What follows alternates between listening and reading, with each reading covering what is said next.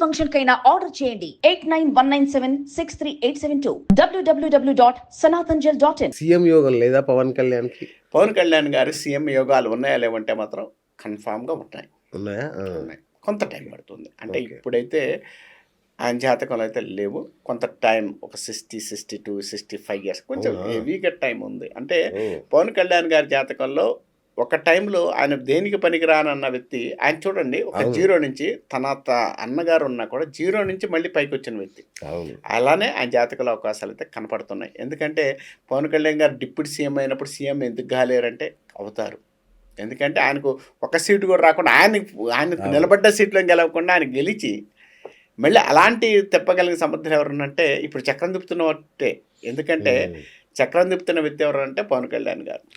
పవన్ కళ్యాణ్ గారి యొక్క పాజిటివ్నెస్ ఎక్కువగా ఉండే అవకాశం అయితే ఉంది. ఆయన సీఎం అవుతారా లేదంటే మాత్రం అవకాశాలు అయితే కనపడుతున్నాయి. కానీ ఇప్పుడైతే నేను కన్ఫామ్గా చెప్పలేను. ఎందుకంటే నాకు తెలియని విషయాన్ని నేను ఎక్కడ చెప్పను. తెలిసిన విషయాన్ని మనం గట్టిగా చెప్పాలి. శాస్త్ర ప్రకారంగా అక్కడ ఏం జరుగుతుందనే దాని మీద నేను మాట్లాడిన దానికి నేను కట్టుబడి ఉంటాను. కాబట్టి అక్కడ క్లియర్గా అయితే ప్రస్తుతానికైతే ఆయనకి ఆ యోగాలు తక్కువ కనపడుతున్నాయి. కాబట్టి అది కొంచెం మనం తెద్దాం. మరి జగన్ పరిస్థితి ఏంటి గురుగారు? జగన్మోహన్ రెడ్డి గారికి నెగిటివ్ పీరియడ్ అయితే ఆల్రెడీ స్టార్ట్ అయింది. ఆల్రెడీ ఎలక్షన్లో ఓడిపోయారు. జగన్మోహన్ రెడ్డి గారికి ఇప్పుడు ఏదో పాజిటివ్ పీరియడ్ వస్తుందని మనం చెప్పలేం. కానీ మళ్ళీ రాజకీయంగా పుంజుకోవడానికి అవకాశాలు ఉన్న పీరియడ్ అయితే మాత్రం మే 22 తర్వాత నుంచి ఆయన జాతకంలో కొంత పుంజుకునే అవకాశాలు కనపడుతున్నాయి. అంటే రాజకీయంగా అంటే ఓకే రైట్, మనిషి ఇన్నాళ్ళు ఉన్నారా లేరా అనుకునే దానికి మనిషి కనపడుతున్నాడు అనే ఫీలింగ్కి కొంత అవకాశాలు అయితే ఉన్నాయి. కానీ జగన్మోహన్ రెడ్డి గారి జాతకం అయితే కొంత టైం పడుతుందండి. కొంత పాజిటివ్గా అయితే లేదు. వీళ్ళిద్దరూ గట్టిగా ఉన్నంతకాలం ఆయన కొంచెం ఇబ్బంది కలిగించే పీరియడ్స్ అయితే ఉన్నాయి. ఎందుకంటే ఇక్కడ అవతల వ్యక్తిని బట్టి యువతల వ్యక్తి యొక్క ప్రాబ్లమ్స్ కూడా కనపడుతుంటాయి. కాబట్టి ఈ సంవత్సరం మనం మాట్లాడుకుంటున్నాం కాబట్టి ఈ సంవత్సరంలో అయితే జగన్మోహన్ రెడ్డి గారికి అంత పాజిటివ్గా గ్రహాలు అయితే కనపడటం లేదు. కానీ ఇదివరకు కన్నా కూడా రాజకీయంగా మాత్రం కొంత పేరు అనేది కొంచెం ముందుకెళ్ళే అవకాశాలు ఉన్నాయి. అంటే కనపడే అవకాశాలు అయితే కనపడుతున్నాయి. ఎంతవరకు ఏమి లేని సిచ్యువేషన్ కొంచెం పర్వాలేదు. అంటే మళ్ళీ జనాల్లో నానుడి రావడానికి అవకాశం ఎక్కువ కనపడుతుంది. ఎందుకంటే జగన్మోహన్ రెడ్డి గారి యొక్క జాతకంలో అది కనపడుతుంది. ఆయన మంచి ప్లస్ అవుతారా, ఇబ్బంది అవుతుందా, ఇక్కడి నుంచి వేసే స్టెప్ ఆయనకు అనుకూలంగా ఉంటుందా లేదంటే మాత్రం కొంత అనుకూలంగానే ఉండే అవకాశాలు అయితే ఉన్నాయి. ఎందుకంటే జగన్మోహన్ రెడ్డి గారు ఎప్పుడైనా కూడా ఆయన జాతకంలో మంచి యోగాలు ఉన్నాయా లేవంటే యోగాలు లేకపోతే ముఖ్యమంత్రి కాలేరు. ఆల్రెడీ ముఖ్యమంత్రి అయ్యారు. ప్లస్ ఇంకొకటి ఏంటంటే ఆయన జాతకంలో ఉన్న విధానంలో ఏంటంటే కొంత మైనస్ ఏంటంటే కొన్ని గ్రహాల యొక్క కాంబినేషన్స్ హెవీ గ్రహాలండి.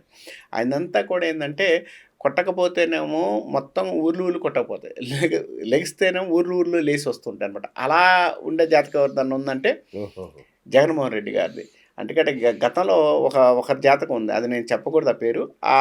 ఆ వ్యక్తి నిలబడితేనేమో మొత్తాన్ని తీసుకెళ్తుంటాడు, లేచి పొడుకుంటే మొత్తం పోతుంటారని ఆ టైపులో ఉంటుంది జగన్మోహన్ రెడ్డి గారి జాతకం. కానీ జగన్మోహన్ రెడ్డి గారు ఏదైనా కూడా రాజకీయంగా పునరేకరణీకరణ అనేది జరుగుతుందా లేదంటే మాత్రం ఆంధ్రప్రదేశ్లో పునరేకరణీకరణ అంటే కొంత అవకాశాలు అయితే ఉందని చెప్పవచ్చు. ఉంది.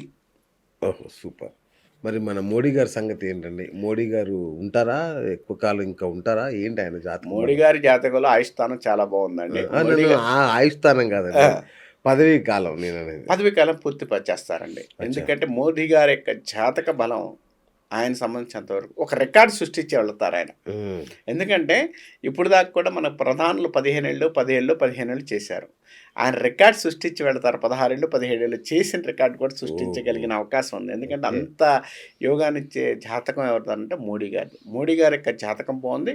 తర్వాత ఆ మోడీ గారు ఉన్న సిచ్యువేషన్ బట్టి మనకి ఇండియా కూడా మంచి ఉన్నతమైన స్థానానికి వెళ్ళడానికి అవకాశం కూడా కలిగి ఉండే అవకాశం ఉంది. మోడీ గారి యొక్క జాతకంలో ఉన్న గ్రహాలు కూడా మన ఇండియాకి మనకున్న పరిస్థితులకి మంచి అనుకూలమైన ఫలితాలు అంటే ఉన్నాయని చెప్పుకోవచ్చు. కాబట్టి మోడీ గారి జాతకం చాలా పాజిటివ్గా ఉంది.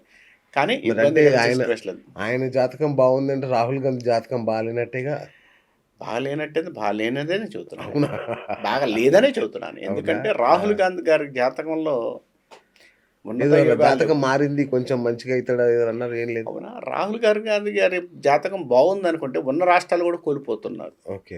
కాబట్టి రాజకీయంగా కాడ రాహుల్ గాంధీ గారి యొక్క జాతకం మసకబారుతుంది అని చెప్తాను నేను. ఇంకా బాగా మసకబారుతుంది. ఉమ్. ఆయనకు బదులుగా ప్రియాంక గాంధీ గారు అలా లేస్తూ ఉండే అవకాశాలు అయితే కనపడుతున్నాయి. అచ్చా, ఎందుకంటే ఆమెకి యోగాలు కొంత కనపడుతున్నాయి. ఓహో. రాహుల్ గాంధీ గారికి మాత్రం తక్కువ ఉండే అవకాశాలు ఉన్నాయి. కానీ ఆయన జాతక ప్రకారం అయితే పిఎం అయ్యే అవకాశాలు అయితే ఆయనకి జాతకంలో కనపడడం లేదండి. అది అవునా? కూడా మనం చెప్పొచ్చు. ఎందుకంటే ఓకే. ఆయన జాతకంలో పిఎం అయ్యే అవకాశాలు అయితే కనపడలేదు. ప్రియాంక గాంధీ గారికి మాత్రం కొంత అవకాశాలు అయితే ఉన్నాయి. కానీ ఇప్పుడు మనం అది ఇప్పుడు చెప్పుకునే విషయం కాదు కాబట్టి మనం మాట్లాడలేదు. కానీ రాహుల్ గాంధీ గారి జాతకంలో అయితే కొంత యోగాలు అయితే లేవు అని చెప్తాను నేను. ఓ.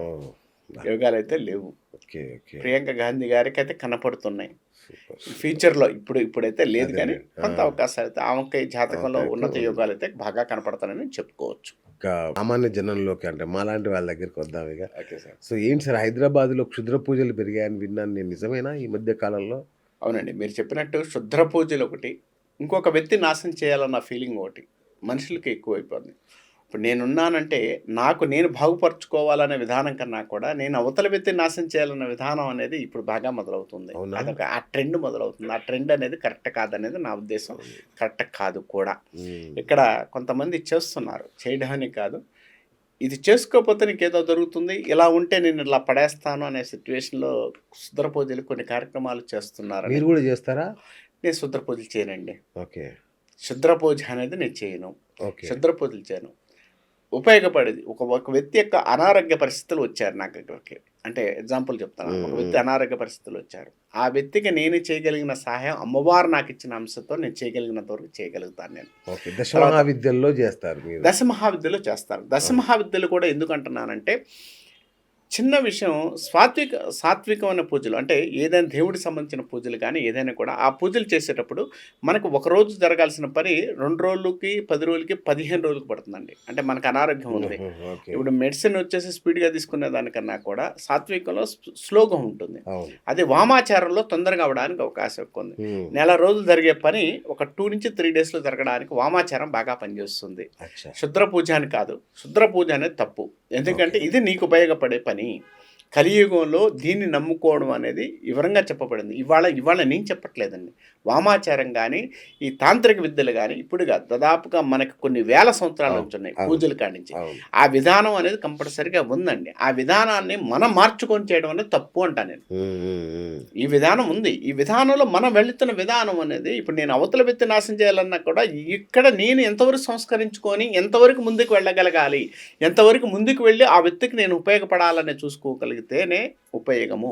ఉమ్. అంతే. కత్తి ఉంది, కత్తితో మనం కూరగాయలు కోసుకోవచ్చు అనేది వివరణ. అసలు చేసేది దానికే.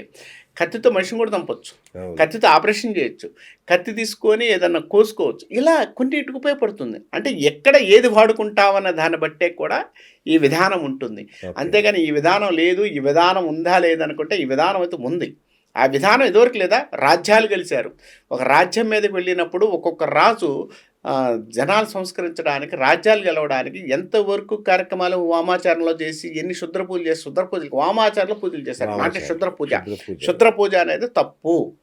శుద్రం అంటే ఏంటి? నువ్వు అవతల నాశనం చేయాలనుకుంటే శుద్ర పూజ వస్తుంది. అవును. అదే వామాచారంలో నువ్వు పూజ అనేది చేస్తున్నప్పుడు అవతల వ్యక్తి బాగుపడాలని చేస్తే ఒక ఉద్యోగం బాగుపడాలని ఎవరు చేస్తారు సార్? ఎవరు చేయరు. చేయాలి. దానికే కదా.